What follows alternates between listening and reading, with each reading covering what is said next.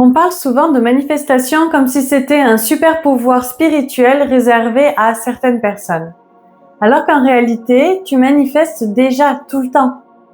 Pas avec ce que tu veux consciemment, mais avec ce que ton corps reconnaît comme possible, comme sûr, comme familier. Parce que ce n'est pas ton désir qui crée, c'est ton état intérieur. Et ça a été une des plus grandes révélations de ma vie. J'ai passé des années à demander, à visualiser, à poser des intentions, écrire, faire des rituels, répéter des affirmations. Parfois ça fonctionnait, parfois non. J'avais l'impression d'avancer et de revenir toujours au point de départ. Il y avait quelque chose en moi qui freinait, résistait et refusait d'y aller vraiment. Et puis un jour j'ai compris, mon problème n'était pas que je n'étais pas assez alignée, c'est juste que mon état d'être n'était pas prêt à vivre ce que je disais vouloir. Mon subconscient ne me sabotait pas, il me protégeait de ce qu'il croyait trop différent, trop risqué, trop inconnu. Il essayait simplement de me garder dans la zone que mon système intérieur connaissait, parce que pour le corps, l'inconnu n'est pas excitant, il est potentiellement dangereux. Tu ne manifestes jamais contre toi, tu manifestes en fonction de la version de toi que ton système connaît. Je m'appelle Agatha et aujourd'hui on va voir comment reprogrammer ton subconscient, ta fréquence, ton identité énergétique et ta mémoire émotionnelle, pour que ta réalité se mette au diapason de qui tu choisis de devenir. Mais avant de continuer, n'oublie pas de t'abonner et d'activer la cloche parce que je te partage ici des contenus de grande valeur que je suis sûre que tu ne voudras pas manquer. Allez, on prend une grande respiration ensemble et on y va. Parce qu'en réalité, tu ne vois pas le monde tel qu'il est, tu le vois à travers tes filtres, tes croyances, tes peurs, ton passé, tes attentes, ton histoire émotionnelle, ton histoire familiale. Ton cerveau ne te montre pas la réalité, il te montre ta réalité. Imagine ton cerveau comme un projecteur de cinéma, il n'invente rien, il projette simplement le film qu'il contient à l'intérieur. Et ce film, il est enregistré dans ton subconscient. Ton subconscient, c'est la mémoire de tout ce qui a été vécu, mais aussi de tout ce qui a été ressenti et transmis avant toi. On sait aujourd'hui, grâce à l'épigénétique, que des expériences, des émotions, des peurs peuvent se transmettre biologiquement. C'est fascinant et un peu effrayant à la fois. Il y a toute ton histoire, mais aussi toute l'histoire de ton système, de ta lignée. Ce que tu penses et ressens ne vient pas toujours de toi. Et c'est lui, ton subconscient, qui te fait réagir, choisir, aimer, fuir, espérer, abandonner, recommencer, sans qu'en réalité, tu saches vraiment pourquoi. La plupart du temps, tu crois décider, alors qu'en fait, tu ne fais que répéter. Ton système nerveux ne cherche pas ce qu'il y a de mieux pour toi. Il cherche ce qui est familier, ce qui ressemble à ce que tu connais. Alors on ne crée pas ce qu'on veut, on crée ce qu'on est habitué à être, ce que notre corps sait maintenir, soutenir, ce pourquoi il s'est organisé. Et je te l'ai déjà dit, ton cerveau ne fait pas la différence entre une expérience réelle et une expérience imaginée. Si tu fermes les yeux et que tu imagines mordre dans un citron, ton corps réagit. Tu salives, tu ressens l'acidité, ton visage se crispe. Pourquoi ? Parce que pour ton système, l'image est réelle et ça, c'est la clé de tout. Tu peux enseigner à ton subconscient une nouvelle réalité à travers l'émotion et la répétition. Parce que la vie ne te donne pas ce que tu veux, elle te renvoie ce que tu crois être vrai, ce que ton système est capable de soutenir, ce que ton corps peut tolérer. Et c'est là que beaucoup se trompent. Ils veulent une nouvelle vie et ils gardent un système nerveux calibré sur l'ancien. Ils veulent l'expansion avec un corps habitué à survivre. Ils veulent la lumière avec un système encore réglé sur vigilance et protection. Je te donne un exemple. Imagine une personne qui, depuis petite, a entendu « l'argent, c'est difficile à gagner ». Cette phrase est devenue une graine et cette graine a poussé dans son subconscient. Cette phrase est devenue une graine et cette graine a poussé dans son subconscient. Et aujourd'hui, même si elle travaille dur, elle lutte. Parce qu'à chaque fois qu'elle s'approche de l'abondance financière, son subconscient la ramène à ce qu'elle connaît. L'argent, c'est difficile. Tu ne vas pas vers ce que tu veux, tu retournes toujours à ce que tu connais. Ce blocage-là, il se répète dans l'amour, le travail, la santé, dans la visibilité, la capacité à recevoir. En fait, on ne reçoit jamais plus que ce que notre système peut tolérer. C'est pour ça que beaucoup s'auto-sabotent juste au moment où tout commence à fonctionner. En fait, leur corps, il dit « Stop, ça va trop vite, c'est trop grand, trop haut, trop inconnu ». Mais heureusement, tu peux changer ça. Tu peux décider aujourd'hui de reprogrammer ton subconscient. Mais pour ça, il faut parler son langage. Et le langage du subconscient, c'est l'image, l'émotion, la répétition, le vécu intérieur. Pas les mots, juste je veux, ça ne compte pas si ton système ne le reconnaît pas comme sûr. Ce que tu es, oui, ton état d'être, ce que tu deviens énergétiquement. Chaque image émotionnelle envoie une onde, une fréquence. Ton cerveau, ton cœur, ton champ électromagnétique alors se synchronise. Et c'est scientifique, on le voit dans les études sur la cohérence cardiaque, sur la plasticité cérébrale, sur la biochimie de l'émotion. Et comme le dit Joe Dispenza, ton corps est l'archive du passé. Pour créer un futur différent, tu dois apprendre à ressentir maintenant comme quelqu'un qui vit déjà ce futur. Et c'est là qu'intervient ton système d'activation réticulaire, ton SAR. J'en parle régulièrement. Ce filtre au niveau du tronc cérébral.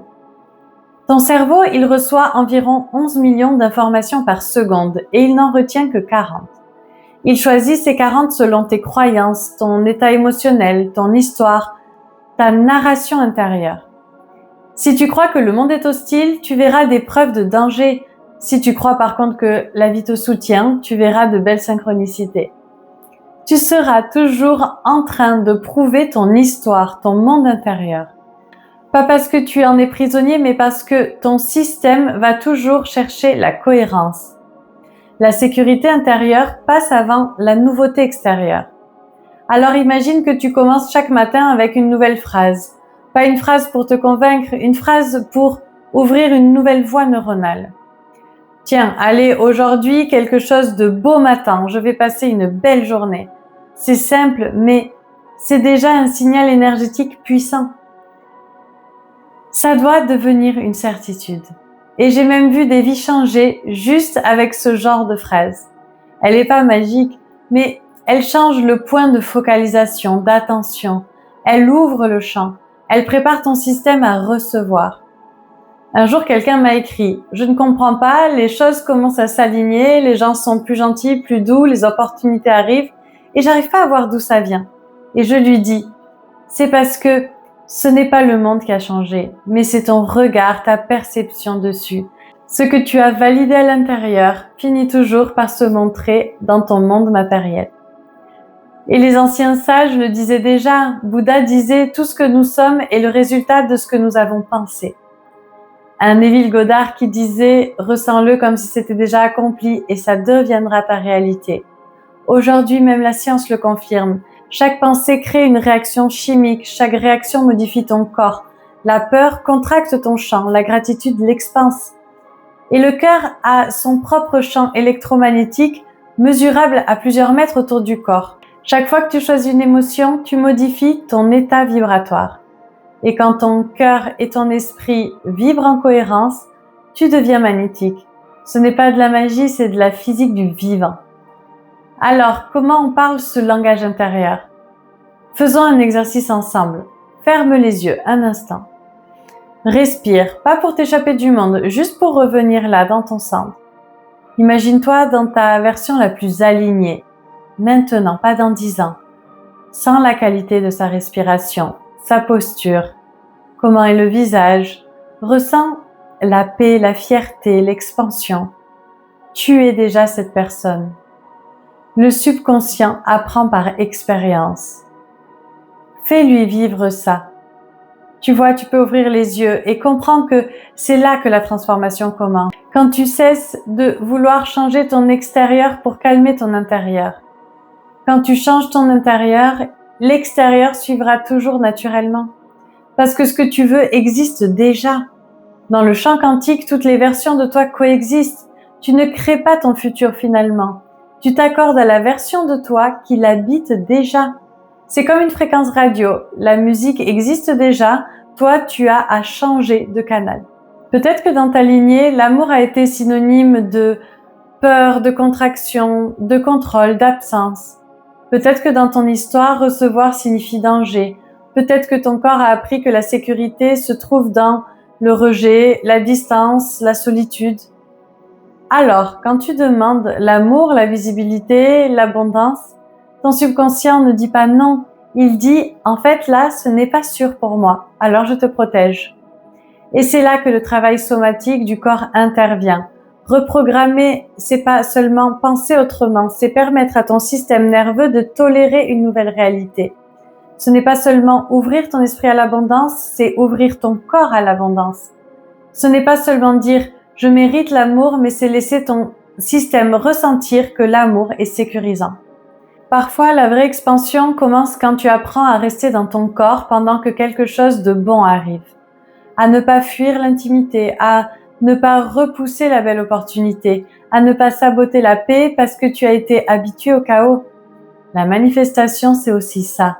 Apprendre à supporter le bonheur, à supporter la douceur, l'ouverture, la réussite.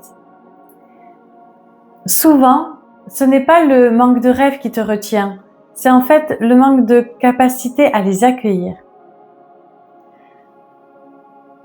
Et c'est exactement ce qui s'est passé pour moi. Ma vie a changé le jour où j'ai arrêté de répéter « je ne peux pas » et j'ai commencé à dire « je suis prête à m'ouvrir, à ressentir différemment, prête à me laisser plus traverser par la vie, prête à ne plus contrôler ». Et là, beaucoup de choses se sont ouvertes. Ce n'est pas parce que j'ai forcé, mais parce que j'ai permis. Et quand tu permets, tu le rencontres. L'univers ne répond pas à tes mots, il répond à ton état. Alors à partir d'aujourd'hui, plutôt que de convaincre ton mental, parle peut-être à ton corps. Respire, ralentis, laisse ton cœur s'ouvrir. Pose ta main sur ta poitrine, sens ton souffle et répète doucement par exemple « je suis safe, je suis soutenu, je suis aimé, je suis prêt, prête ». Tu n'as pas besoin de forcer ta réalité. Tu as à te souvenir de qui tu étais, de qui tu es avant tes peurs, avant tes blessures, avant ton histoire ou celle des personnes avant toi. Et dès que tu changes ton état intérieur, ton monde pourra répondre.